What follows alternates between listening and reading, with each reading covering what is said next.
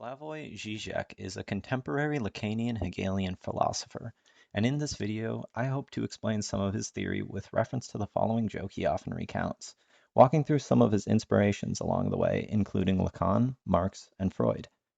A person walks into a hospital and addresses the doctor, "You gotta help me, I've turned into a grain of corn." After some time in the hospital, the person is finally convinced that they are, in fact, not a grain of corn, so they leave and continue on with their life. But soon they return and cry, "I met a hen and I was afraid she would eat me."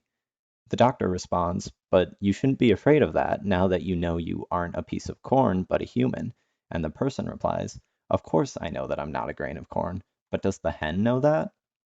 To better understand the role of the hen in this joke, we can take a detour to the work of Jacques Lacan. For Lacan, reality can be understood through three entangled registers: the imaginary, symbolic, and the real. In his book How to Read Lacan, Žižek nicely lays out the example of chess to illustrate these. The symbolic denotes the purely formal rules that each piece has to follow, the language it speaks to communicate with the rest of the board. The knight is defined by its L-shaped move. The imaginary, in contrast, is the way the piece is defined by its name. It's easy to conceive of a game of chess where all the rules are the same, but instead of naming the piece with the L-shaped pattern, the knight, we call it the jumper or the L guy or whatever other imaginary name. Finally, the real refers to all the contingent random factors like player skill, how tired they feel during the game, the weather, even the mood the players are in, all of which coalesce into having an unnameable, unquantifiable, yet still salient impact on the game. This brings us back to the function of the hen, which acts as what Lacan calls the big other. The big other operates on the level of the symbolic, which we can view as the level of social communication. Language, as a structure, is composed socially, of words that others, with a small o, teach us and we assume others know. But when we say, "Everybody knows you should give a tip at a restaurant," or "Nobody likes the prequel Star Wars movies," who is this extra person that we're making our appeal to? The big other is this third figure in every one-on-one interaction that guarantees the meaning of our words and our symbolic communication. If you had a rule book that game with your chess set, that could fill the role of the big other quite nicely as well. In this joke, the hen is the big other, the subject whose knowledge, whether or not they know the person is a grain of corn, is of utmost importance. And the joke reveals that what the person consciously knows, that they are human, takes the backseat to what they unconsciously know, or what they know through the social, that is, what everybody knows, or what the hen knows, even in the case when that social knowledge is incorrect. Let us now take another detour from the joke to the distinction between form and content. The form is the structure, the way in which content is positioned in relation to other things, and the content is the thing that is shaped by the external structure of form. One example we can take from linguistics is the distinction between the form of a word or signifier, say the word tree, and the content, the signification, the meaning, whatever picture or idea comes into your mind when you hear the word tree. The signifier or the form exists on the level of the symbolic for Lacan, while the signified or the content exists on the level of the imaginary.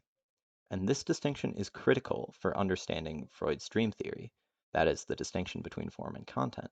The common misconception is that the dream is hiding some hidden truth within its content, and that's where the unconscious desire of the dreamer can be found. But if we seek the secret of the dream in the latent content, hidden by the manifest text, we are doomed to disappointment. All we find is some entirely normal, albeit usually unpleasant, thought. Instead, Freud believes that desire is found on the level of form, in how the dream work is structured. The normal, conscious or preconscious thought is not drawn towards the unconscious, repressed simply because of its disagreeable character for the conscious, but because it achieves a kind of short circuit between it and another desire which is already repressed, located in the unconscious, a desire which has nothing whatsoever to do with the latent dream thought. If I have a dream that I go to Target and buy a pair of socks, the question isn't what the socks actually mean, because this isn't really unconscious at all. Rather, the question of desire would relate to why I'm dreaming about buying socks in the first place, the organization of the formal aspects of the dream. In this way, the dream is the bearer of desire insofar as our desire is captured by the dream, and the pursuit of desire is what constitutes the fundamental structure of the dream. Marx and Freud take very similar approaches in analyzing the importance of form versus content in terms of its implication to the social realm. In Capital, Marx distinguishes between three types of values of a commodity: the exchange value, the price of the commodity and its formal identity to interact with other commodities on the market, and this is how comparisons between two commodities like guns and butter can occur through their exchange value; use value, which describes the use that you get from something, using a spoon to eat, a ball to play catch; and value with a V, which is the secret worth of the commodity hidden within it. The revelation that the value of a commodity can be understood by the socially necessary labor time that went into it is important, but it's something that bourgeois economics had known for years prior. It doesn't change how the exchange value is determined, that is, by the social world of other commodities or by the knowledge of the big other. In pre-capitalist societies, fetishism took the form of the hierarchical relationships between people in the social, a king to a subject, a feudal lord to a peasant. But now the relations of domination and servitude are repressed, and instead of appearing at all events as their own mutual relations, the social relations between individuals are disguised under the shape of social relations between things. This finally takes us to the discussion of Zizek's notion of ideology in the hen joke. In Freud's work, the fetish conceals the lack or castration around which the symbolic network is articulated.